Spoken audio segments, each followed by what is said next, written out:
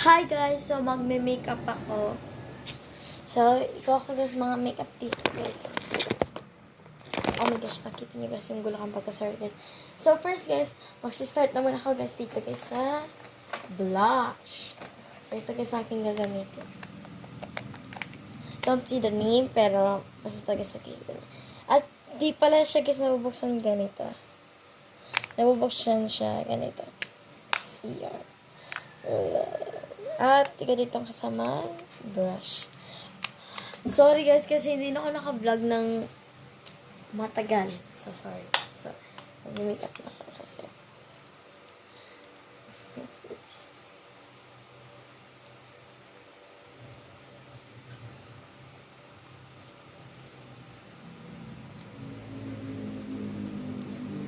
First time ko pa lang guys gumawa ng makeup trend.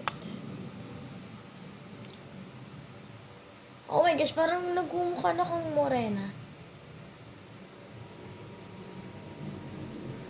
Okay guys, mukhang morena na ako guys. So, tama na to. So, kita mo tayo dito. Ang sunod natin i-apply ay blush.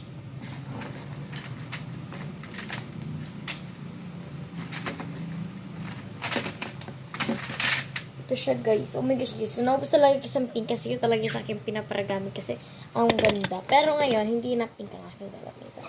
Kasi ko akong brand. So, maray dito kasi ko ako guys nito brush. Ito. So, okay. So, ang gigamit ko guys, itong Stark Coral at itong Bliss. So, ito guys ang aking ginagamit. Stark Coral, Punch, Blaze, at Cheek. So, gamit ko Stark Coral. So, pang shade natin ito.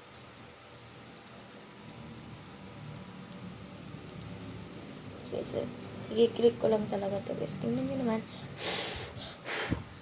Grabe guys, ang tinta na naman. Magkita na lang kayo guys sa part 2 ko guys. Kasi guys, maganda ang part 2 ko na ito. So guys, nare-realize sana guys ang pagka-pink.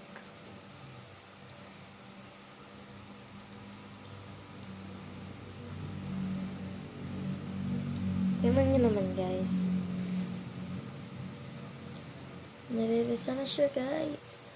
Aray, kasi hindi talaga siya rin sa pag hindi mo siya tinamihan. Kasi kira ko pinabubog dito. So guys, mag-watch na lang kayo guys ng part 2. Kasi ligaw ko nito part 2 hanggang part 10 ata guys. Watch na lang kayo guys. So, tapos ko